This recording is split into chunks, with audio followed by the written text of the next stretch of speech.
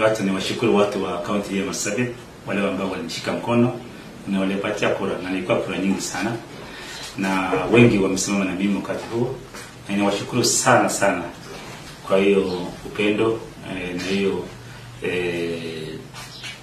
kura walinipatia. Kwa hakika Mungu akitujalia tufike 2027 ni kwa debe na tena kwa imara zaidi. Na leo pia nimepata experience. Zamani nilikuwa tunasimama kura ya ubunge kule North. Hiyo wakati nilipata nafasi ya kusimama kura ya kaunti nzima, na experience nimepata ya kutosha, na ninajipanga vizuri na viongozi wengine, na Mungu kinijalia kwa hakika nitakuwa kwa debe kisimamia kiti ya ugavana. Siku hizi mimi nafanya mambo mengi. Kwanza mimi nilianzisha shirika linaloitwa Northern Kenya Fund ama zamani Target Schools Organization, ambayo zinasomesha watoto zaidi ya 1400 katika shule ya upili na kama 200 hivi katika vyuo vikuu na colleges. Mimi ni chama ya hiyo NGO ambayo inaitwa Northern Kenya Fund, na ndio kwa kusaidia hao watoto wetu ambao wana uwezo kwa upande wa pesa kusoma, kupata scholarship katika shule za upili na pia colleges na universities. Hiyo ndio kazi yangu kubwa, kutafutia hela kule ngambo na kokote ambapo naweza kupata hiyo hela. Na zaidi hayo pia nafanya na shirika inayoitwa Northern Kenya Fund, Northern Kenya Trust, ambayo pia inashughulikia kama kaunti 10 katika taifa letu. Na pia nilipewa kazi na serikali pia kuwa director katika shirika la wanyamapori na wildlife service kama director. Hayo yote zinanifanya niwe na kazi ya kutosha kwa sasa. Mara nyingi niko pale Nairobi, pande wa Isiolo na Nyuki, na kama wiki nzima nilikuwa pale North, pia nikitembelea wananchi na kuwashauri kwa mambo ya amani. Kwanza ni jambo la huzuni sana ya kwamba watu wetu walipoteza maisha, na ninawapa pole kwa familia wote ambao walipoteza wapendwa wao. Niliweza kuwatembelea wote katika sehemu za North Town na pia kule Korka. Nimekuwa nao na nimewapatia rambirambi zangu. Zaidi ya hayo ni kitu ya kusikitisha sana, kitu ya kuzunisha sana kuona watu wetu wa ndugu wa jamii, watu ambao Mungu pamoja, wameishi pamoja kwa miaka mingi, enzi ya mababu zetu, hata mbele mababu zetu, ndugu zetu wakipigana bila sababu. Ni kitu ya kuzunisha sana. Kwa kweli kuna sababu, lakini hata kama kuna sababu ni heri kutafuta njia nzuri kusuluhisha ile shida ambayo iko miongoni mwetu. Kwa hakika ni shida na ni kitu ambayo imetokea sio leo peke yake. Wakati nilikuwa uongozoni, nikiwa mbunge wa sehemu hiyo, ilitokea mara kwa mara, na tukishikana na viongozi serikali yetu tuliweza kutafuta suluhisho. Tena imetokea kwa njia mbaya, na nimetembelea hizo sehemu kushauri wazee, kufanya mikutano sehemu ya North, sehemu ya Korka. Nikana pia niweza kukutana na wazee wa jamii yote mbili, ya wazee wa Gabra na Wayu, na kuwahimiza sana kukaa kwa amani na kutafuta suluhisho ya kudumu ili tuweze kuwa na amani ya kudumu katika sehemu zetu. Haitakuwa kazi nzuri.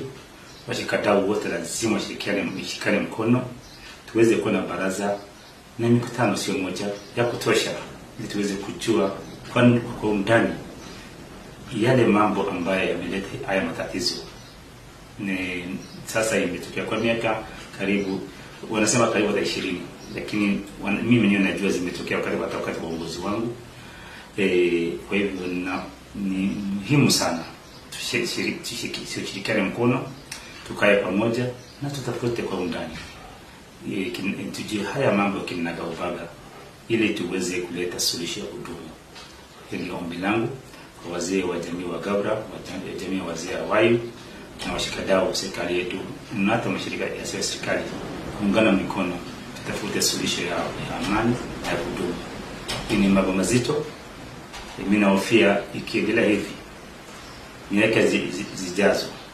Naomba Mungu sana isitokee, lakini haya mambo yakitokea pengine siku za usoni inaweza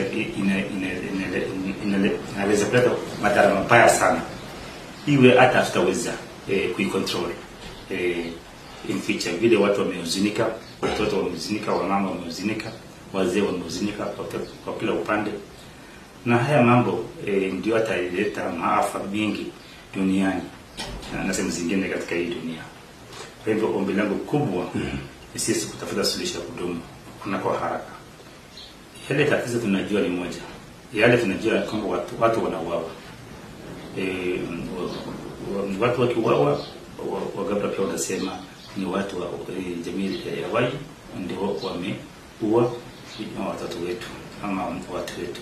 Wagabra pia wakijua ni hayo wanaenda kulipiza kisasi, kwa sababu haya watu wetu wanaendelea kufa kila wakati.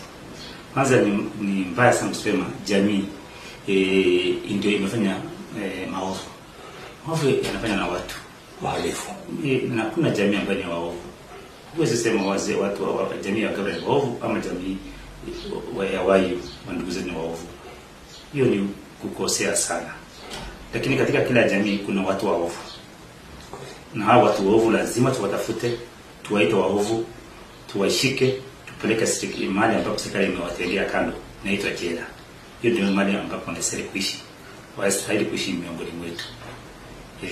Na lazima tujue hawa wanatoka wapi, tuwe watafute pamoja, tuwashike, na tuwe na sera ambayo itahakikisha kwamba watu kama hawa hawatapata nafasi ya kuishi miongoni mwetu na kuleta maafa ambayo wanaendelea kuleta katika jamii zetu. Hawa watu mtu akiuawa, hata akiwa na nguo, hiyo nguo ichukuliwe. Hata akiwa na simu kwa mfuko, haichukuliwe. Hata akiwa na pesa pengine kwa mfuko, haichukuliwe. Mkuu tu mwanadamu na kwenda. Ni kama pengine ni mambo ambayo hatufahamu. Ndio kwamba hii ni uhasama wa kisasa, usama mpya ambaye hatufahamu. Zamani vile ulivyosema ndugu yangu, tunazozana juu ya mifugo, juu ya maji, juu ya ardhi. Haya yote hayako hapo. Ndio inatustahili kufikiria kwa makini zaidi, tujue chanzo na kiini hii uhasama, na tutafute suluhisho ya kudumu na kwa njia haraka. Tutumie mbinu mpya, mawazo mpya, na kuleta ushirikiano mpya baina ya jamii yetu ili tuweze kutatua shida ya kisasa ambayo si ya jadi. Kwa hakika vile ninavyojua, niko pande wa Nairobi siku hizi mara nyingi, niko pande kule wa Nanyuki, siko pande huu. Kwa hivyo sina hiyo ufahamu na sina hiyo habari, na sitaongea juu ya mambo ambayo sifahamu. Kwa sasa ndugu yangu, watu wametulia. Nashukuru pia serikali yetu iliweza kuchukua hatua dhabiti, na wazee wetu pia walikuja pamoja, wazee wa jamii wa Wagabra na Wayu kule North na kule Turkana, washikana mkono, wanajaribu vilivyo kuleta hali ya subira. Lakini kwa hakika shida bado iko. Unaona watu wako na uchungu kutoka kila jamii, wamepoteza wapendwa wao, na wengine wa mama na vijana na hata wazee. Kwa hakika unaona kuna chuki nyingi katika mioyo ya watu, na ni lazima tutafute mbinu na njia ya kutatua hiyo shida, watu wetu waendelee kuishi kwa usalama. Kwa sababu imepoa, lakini sitasema solution imepatikana.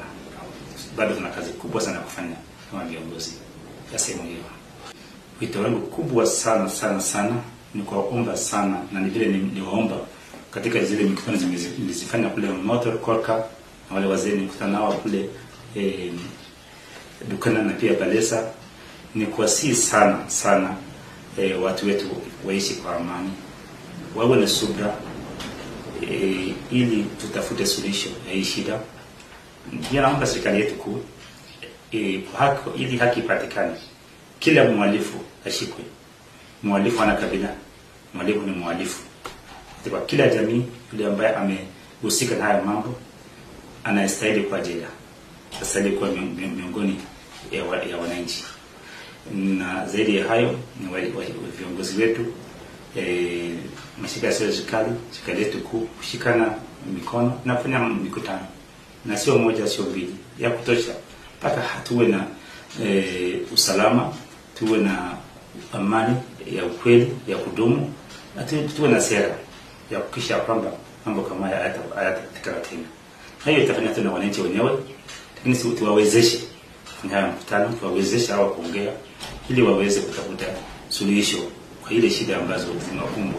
Na naomba Mungu pia wapate uwezo na subira ili haya mambo maovu yawe mambo ya zamani.